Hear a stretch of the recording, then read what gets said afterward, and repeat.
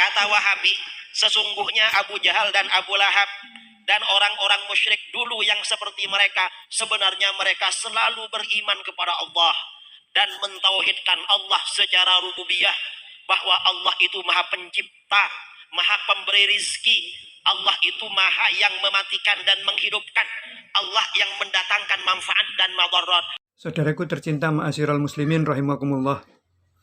Kali ini coba kita bahas mengenai perkara yang banyak disalahpahami ya, dan malah tidak dipahami ya. Itu pembagian tauhid yang menjadi 3 itu ya. Ada rububiyah, uluhiyah, asma wa sifat. Jadi banyak yang tidak paham ya mengenai ini. Sebenarnya tauhid ini kalaupun tidak dibagi sih tidak apa-apa. Kan ada beberapa ustadz juga yang menyampaikan apa 3 perkara ini ya, 3 pembagian ini, mengatakan kalau tidak dibagi sebetulnya tidak apa-apa. Sama dengan logikanya begini ya. Itu kita akan membagi uluhiyah, rububiyah, asma wa sifat ya. Itu sama dengan misalnya kita membaca Al-Qur'an itu kan pakai ilmu tajwid dan makhraj ya. Sebetulnya nggak usah tajwid, nggak usah makhraj, nggak apa-apa. Kenapa harus dibagi dengan tajwid, dengan makhraj? Nah, kalau panjenengan bisa menjawab itu, sama dengan kenapa dibagi 3 itu gitu loh. Tidak dibagi 3 pun nggak apa-apa ya. Jadi sama dengan panjenengan kenapa harus membaca Quran itu harus dengan makhraj dan tajwid ya. Baca aja, yang penting bacanya bener kan nggak ada masalah. Panjenengan baca misalnya Al-Fatihah gitu ya, terus lalu di murojaah ya, disimak oleh gurunya panjenengan, lalu bacaannya bener ya sudah. Lalu dilanjut dengan Al-Baqarah sampai dengan An-Nas misalnya. Sepanjang bacaannya bener, nggak usah pakai teori-teori makhraj dan tajwid. Kalau yang penting bener bacanya ya, nggak masalah. Seperti bahasa Indonesia ini ya. Orang Arab untuk bahasa Indonesia suruh ngomong Indonesia kan banyak yang keliru juga. Lafadznya kan enggak pas. Itu kita benarkan.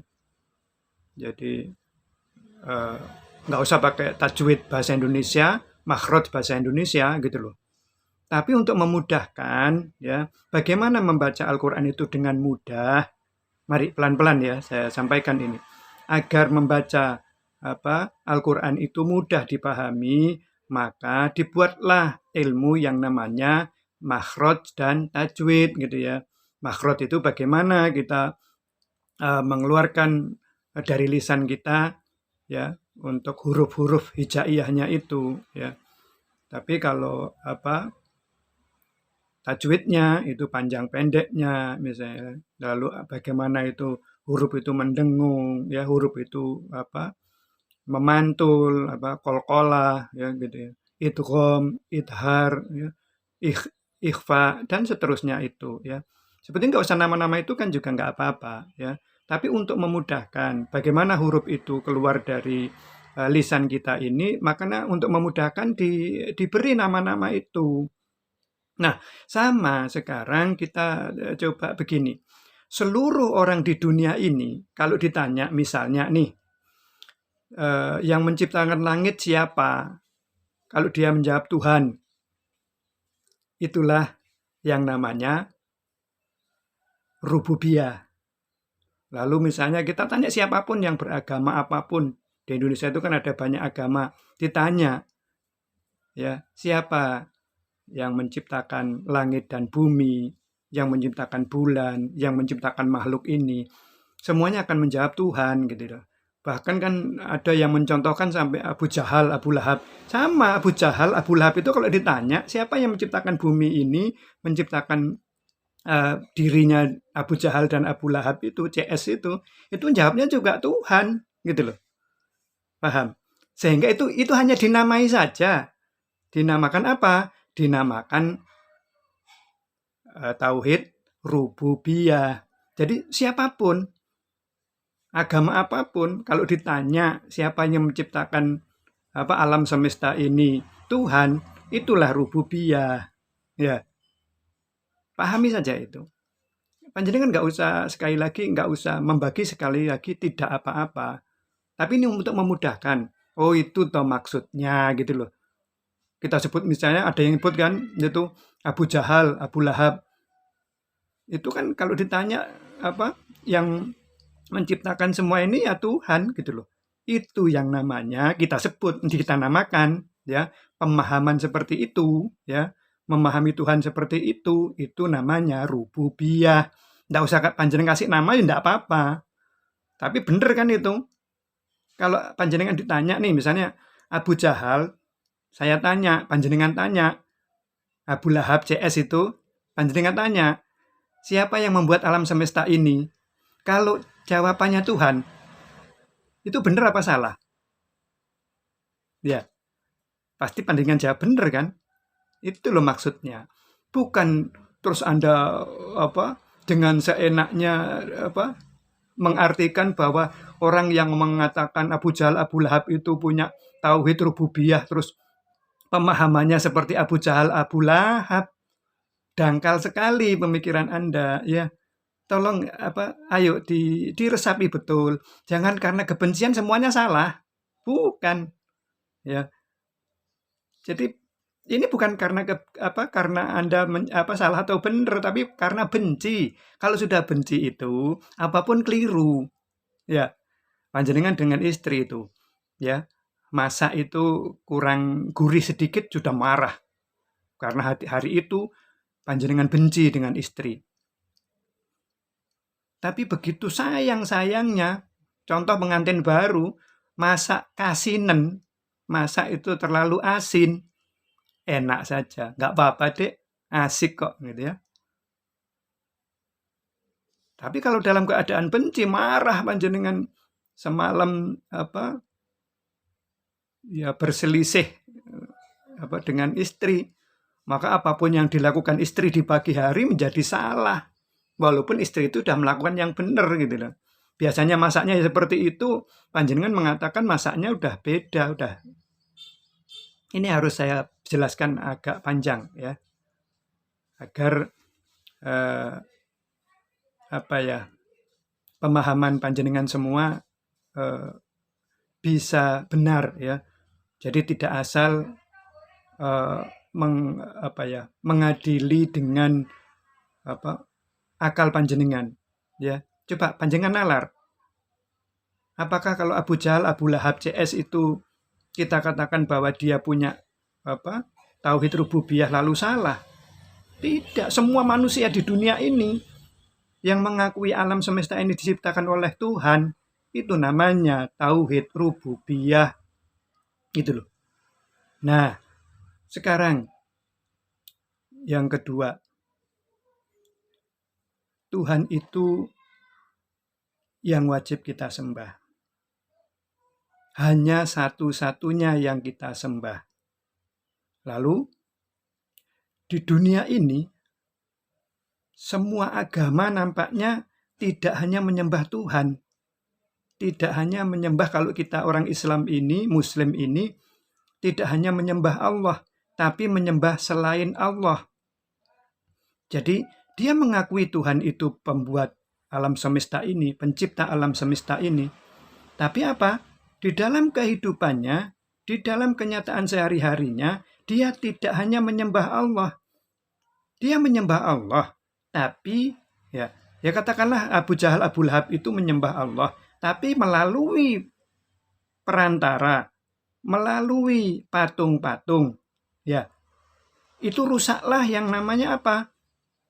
Tauhid uluhiyahnya. Gitu loh. Jadi rusak, makanya namanya musyrikin. Ya, kalau sama sekali nggak ke Tuhan ya, itu kafir ya, kafir Quraisy.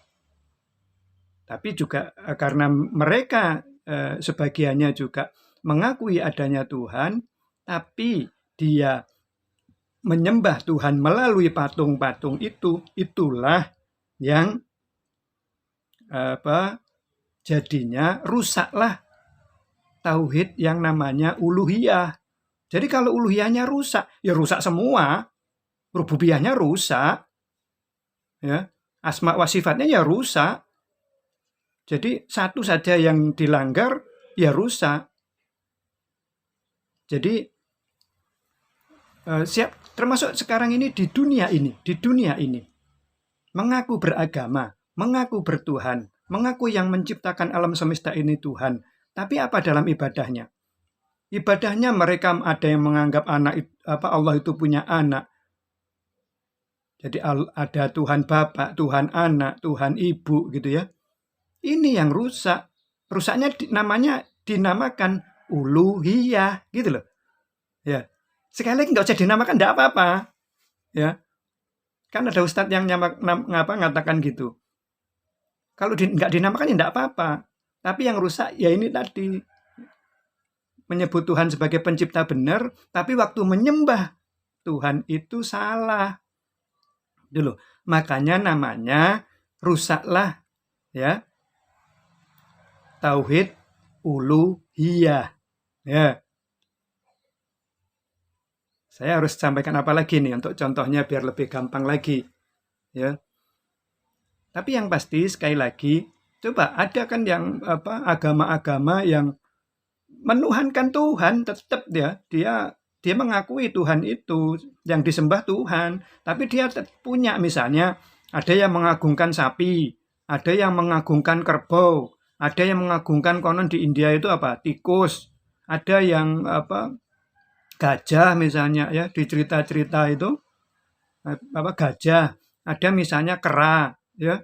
Mereka kan menuhankan itu juga. Jadi selain percaya adanya Tuhan ya yang di atas sana gitu kan, itu mereka juga mengakui kekuatan-kekuatan selain Tuhan ya, sehingga ibadahnya tidak hanya kepada Tuhannya. Kalau umat Islam tidak hanya ke Allah, tapi ibadahnya bisa dengan pola-pola lain ya, seperti kafir Quraisy itu atau musyrikin Quraisy, dia menyembah Allah tapi melalui siapa? Patung-patung, melalui ya kalau sekarang mungkin namanya itu kan wasilah ya, atau tawasul itu, melalui perantara. Perantaranya apa? Patung-patung itu. Nah, ini berbahaya juga nih. Saya contohkan. Berbahaya sekali lagi. Panjenengan silahkan aja percaya maupun tidak percaya. Tapi kan bisa kita lihat, misalnya orang musyrikin Quraisy itu beribadah kepada Tuhannya itu melalui patung-patung, perantaranya patung-patung, wasilahnya patung-patung. Nah, sekali lagi, awas, panjenengan yang ke kuburan siapapun, wali-wali yang panjenengan anggap wali-wali Allah itu, kalau panjenengan ke sana, itu kan jadi perantara. Hati-hati, kalau itu nanti ternyata yang dinamakan perantara itu mirip-mirip dengan patung-patung yang ada di sekitar Ka'bah itu, mereka minta kepada Allah dengan perantara patung-patung itu, kan konon patung-patung itu juga orang-orang yang mukmin gitu atau bertakwa, beriman gitu ya. Orang-orang soleh katanya kan. Kan di situ digambarkan semuanya itu patung-patung itu atau mayoritas patung-patung itu kan orang-orang soleh. Ya, mereka kan perantara dengan orang soleh, merasa dirinya gak suci, merasa dirinya banyak salah, maka memakai perantara patung-patung orang soleh itu. Nah, hati-hati, panjenengan ke kuburan, ya, lalu memakai perantara orang yang di dalam kubur. Ini kan di dalam kubur itu berupa mayat. Kalau yang di seputar Ka'bah itu kan berupa patung. Hati-hati, saya sekali lagi hati-hati, sekali lagi hati-hati. Jadi doa jangan dengan perantara yang di kuburan. Kalau itu nanti ternyata sama dengan apa yang ada di Mekah, dengan perantara patung-patung orang soleh ini, kita dengan mayat-mayat orang soleh ini kan identik. Berbahaya. Hati-hati. agar kita apa? Tidak rusak tauhid kita. Tauhid apa yang rusak? Tauhid uluhiyah itu tadi. Kita artikan itu, kita namakan itu tauhid uluhiyah kita yang rusak. Jangan sampai kita berdoa kepada Allah, tapi mintanya melalui kuburan, melalui mayat, melalui patung. Mari kita cerna, melalui mayat dan melalui patung, melalui mayat dan melalui patung. Identik enggak ini? Ini loh, akal kita diminta ke sana. Kenapa saya berani mengatakan begini? Karena di Al-Quran itu kan kita memang disuruh mencari wasilah. Lalu kita namakan dengan tawasul, ya.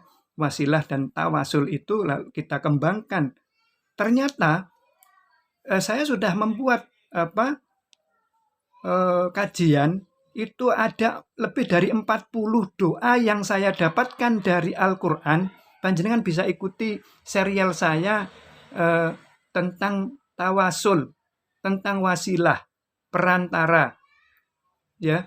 Jadi di kanal saya ini ada itu, ada banyak, ya. Jadi tawasul dan wasilah, kalau panjenengan cari itu ada. Semua doa-doanya tidak ada satupun yang mengarah tawasulnya, wasilahnya itu kepada orang-orang yang di kuburan. Hati-hati, awas, hati-hati. Kalau itu sama dengan patung, mayat itu sama dengan patung. Patung itu benda mati, mayat itu juga benda mati. Maka berhati-hatilah. Jangan sampai tauhid uluhiyah kita ini rusak. Ya. Dan tawasul, wasilah yang saya dapatkan dari saya membaca seluruh, bukan semuanya mungkin ya, tapi lebih dari 40 doa yang ada di Al-Quran itu saya bacakan semuanya. Ya, saya bacakan semuanya. Dan tidak satu pun, sekali lagi, tidak satu pun dari ayat-ayat Al-Quran tentang doa bisa dari Nabi di situ ya, doa dari orang soleh, doa orang-orang mukmin, ya, doa orang-orang biasa gitu ya. Di situ disampaikan doa-doanya, contoh-contohnya. Lalu sebelum doa itu atau sesudah doa itu, isyaratnya adalah apa? Untuk memperkuat doa itu, untuk wasilah dari doa itu, tawasul dari doa itu apa? Ternyata yang banyak adalah dengan iman kita, orang-orang yang beriman, orang-orang Islam, dengan amal soleh, ya, semuanya amal soleh, dengan zakat, dengan sholat, dengan haji. Di situ dicantumkan justru, ya, disampaikan dengan nama-nama Allah yang Maha Agung. Jadi misalnya di situ disampaikan setelah doa, ya, lalu ditambahkan dengan nama-nama Allah. Jadi Allah, Engkaulah yang Maha Pengasih lagi Maha Penyayang, Engkaulah Maha Pengampun, Engkaulah Maha Pemberi rezeki, Engkaulah yang menciptakan langit dan bumi. Nah, jadi semua doa itu memakai asma Allah. Ya, jadi nama-nama Allah disebut, ya. Ya, sepanjang apapun yang panjenengan paham, panjenengan tahu, Allah itu Maha Pemberi rezeki. Jadi kalau kita minta rezeki kepada Allah, kita sebut nama Allah. Ya Allah, Engkaulah yang Maha Memberi rezeki. Engkaulah yang mengatur semua rezeki. Maka berikanlah rezeki yang melimpah kepada hamba-Mu ini. Rezeki yang halalan toyiban, rezeki yang Kau ridhoi, rezeki yang Kau rahmati ya Allah. Karena Engkau Maha Pengasih lagi Maha Penyayang, dan Engkau Maha Pemberi rezeki. Engkaulah Al-Ghani, Engkaulah yang Maha Kaya ya Allah. Jadi semua nama-nama Allah disebut di dalam Al-Quran itu, ya, untuk apa? Untuk mengiringi doa. Itulah tawasul salah satunya, ya. Maka apa? Dengan itulah kalau kita dengan doa pakai asma Allah, kita menyebut nama-nama Allah yang agung, ya. Nah, kalau kita keliru, sekarang yang ketiga, tadi rububiyah sudah, uluhiyah sudah, ya. Nah, orang-orang kafir Quraisy tadi, ya, orang-orang musyrikin Quraisy tadi salah dalam urusan tauhid uluhiyah. Walaupun dia punya yang namanya rububiyah, tapi dia tidak punya uluhiyah, ya, salah dalam uluhiyahnya. Nah, sekarang yang terakhir nih, dalam surat Al-Ikhlas ada bacaan yang ayat pertama, A'udzubillahi minasyaitonirrajim, bismillahirrahmanirrahim, Qul huwallahu ahad. Katakanlah Allah itu esa, Allah itu tunggal, Allah itu satu dan satu-satunya, tidak ada yang lain. Nah, jadi Allah Maha Esa, Maha Tinggi. Jadi asma wa sifat, jadi Allah Maha Pengampun, Allah Maha Penyayang, Allah Maha Pemberi rezeki, Allah Ar-Razzaq, Allah Maha Menyembuhkan, Asyifa misalnya. Ya, Allah Maha mengabulkan doa-doa, Mujib, Al-Mujib. Jadi Allah punya nama-nama yang terbaik, nama-nama yang agung, nama-nama yang paling mulia, yang dengannya kita memuji. Alhamdulillahirabbil alamin. Ya, kita hanya memuji kepada Allah seluruh alam ini. Ya, seru sekalian alam. Jadi semua alam ini memuji Allah. Hanya Allah saja yang kita puji, karena yang berhak dan wajib kita puji hanyalah Allah dengan segala nama-namanya. Jadi kalau panjenengan itu berdoa nih, ya Allah, Engkaulah yang Maha Pengasih, kasihanilah saya, ya Allah, kasihanilah hamba-Mu yang bodoh ini, ya Allah, kasihanilah hamba-Mu yang fakir ini, ya Allah, kasihanilah hamba-Mu yang belum mampu berbuat baik, ya Allah, kasihanilah hamba-Mu yang banyak maksiat ini, ya Allah, karena Engkau Maha Pengasih lagi Maha Penyayang, ya Allah. Ya Allah, kalau tidak kepadamu, kepada siapa lagi hamba memohon, ya Allah. Karena itu, kabulkanlah permohonan hamba, ya Allah, dengan sifat Rahman Rahim-Mu. Engkau Maha Pengabul doa. Engkaulah yang Maha Mujib, ya Allah. Engkaulah yang Maha Mujib, ya Allah. Engkaulah yang Maha menerima taubat. Nah, itu dengan nama-nama Allah. Itulah contohnya asma wa sifat. Jadi 3 itu, sekali lagi, kalaupun panjenengan tidak bagi 3 itu tidak apa-apa, ya. Kalau masih ada yang nyanggah, masih ada pertanyaan lagi tentang bagaimana uluhiyah, asma wa sifat dan rububiyah ini, masih ada yang nyanggah dan tidak paham dengan apa yang saya sampaikan, saya coba akan cari lagi mungkin contoh-contoh yang lebih pas untuk menggambarkan bagaimana kita memahami, ya, sifat-sifat Allah, asma-asma Allah, lalu rububiyah, tauhid rububiyah, lalu tauhid uluhiyah. Semoga sekali lagi saya mengajak kepada panjenengan semua yang salah paham, bukan berarti ada ustadz yang mengatakan bahwa Abu Lahab, Abu Jahal CS itu memahami, ya, atau percaya dengan tauhid rububiyah, lalu panjenengan mengatakan itu adalah pengikut Fir'aun. Naudzubillah. Saya saja yang tidak tahu dengan ustadz-ustadz yang dikatakan ustadz-ustadz sunnah itu, ya, saya juga tidak kenal mereka itu. Saya kok paham, ya. Saya dulu juga nggak paham, nggak tahu kok ada uluhiyah, rububiyah, asma wa sifat. Nggak paham saya. Saya tahunya itu hanya ke Allah saja. Pokoknya Allah gitu aja. Pokoknya saya tahunya bagaimana kita ini sesuai dengan yang disampaikan oleh Rasulullah. Kutinggalkan 2 perkara untukmu, yaitu Al-Quran dan Sunnah. Ya sudah, kita pahami Al-Quran dan Sunnah itu. Tapi begitu ada dibagi 3 itu, saya coba pahami maksudnya apa sih gitu loh. Oh, itu sebetulnya maksudnya ilmu saja, metode saja, ya, tidak ada hubungannya dengan membagi Allah menjadi 3 seperti orang-orang agama lain yang mengatakan, misalnya Nasrani itu mengatakan Trinitas dan sebagainya. Bukan itu. Jauh dari itu. Saya yang tidak bersinggungan langsung dengan mereka, saya kok paham ya. Saya kok tahu ya kalau itu uluhiyah, rububiyah, asma wa sifat itu. Saya kok paham gitu loh. Tapi yang penuh kebencian tidak paham pasti.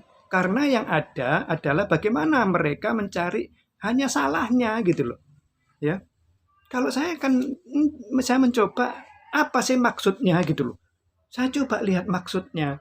Ternyata maksudnya seperti apa yang saya sampaikan panjang lebar tadi.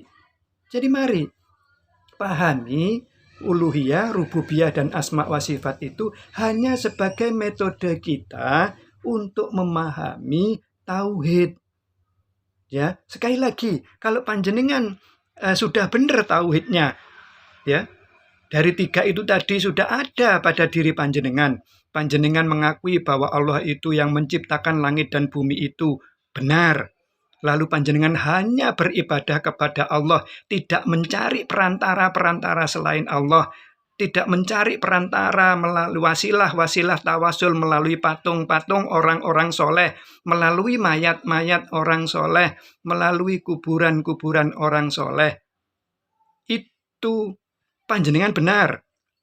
Lalu kalau panjenengan selalu percaya bahwa Allah itu Esa, Allah itu Maha Pengasih, Maha Penyayang, dengan asma-asma Allah, ya, nama-nama Allah yang terindah, yang teragung, yang termulia, ya, panjenengan benar. Nah, kalau dari ketiga yang saya contohkan ini ada satu saja yang salah, rusaklah tauhid panjenengan. Sekali lagi, kalau dari 3 hal yang saya contohkan ini, tanpa harus kita bagi menjadi 3, tapi 3 contoh ini tadi, nggak usah kita namai dengan uluhiyah, rububiyah, asma wa sifat. Sepanjang 3 yang saya sampaikan contoh ini tadi panjenengan benar, insya Allah panjenengan akan benar, akan hak.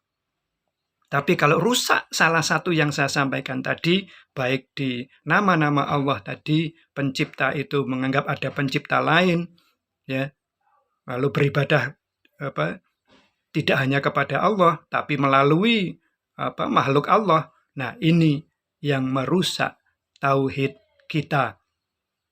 Jadi sekali lagi, apapun namanya, kalau ternyata ada panjenengan misalnya nih, nemukan ternyata tauhid itu tidak cuma 3 itu modelnya, ada 10 misalnya. Kalau itu semua benar 10-10-nya saya iyakan. Kalau itu sekedar metode gitu ya. Jadi misalnya panjenengan bisa mencontohkan 10 contoh gitu ya. 10 contoh tauhid biar nggak rusak. Biar tauhid kita ini benar. Panjenengan punya 10 contoh. Saya akan ikuti. Sama dengan sholat misalnya. Saya kasih terakhir ya. Sholat misalnya, kan itu ada yang menemukan rukun sholat misalnya, ada 14. Rukun sholat ada yang mengatakan 13.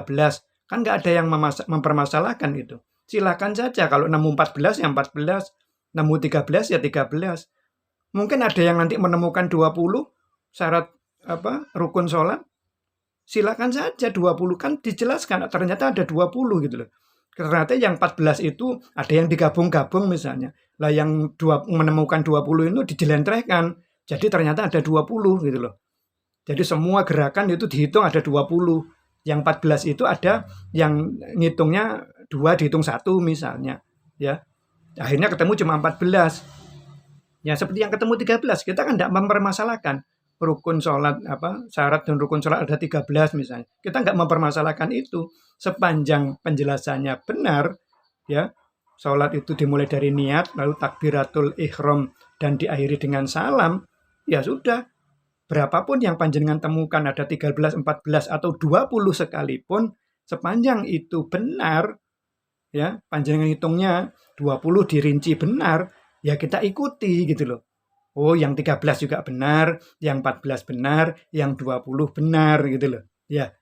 Semoga contoh-contoh yang saya sampaikan ini membuka hati, pikiran panjenengan, akal panjenengan, tidak selalu suudon, tidak selalu berprasangka negatif, ya.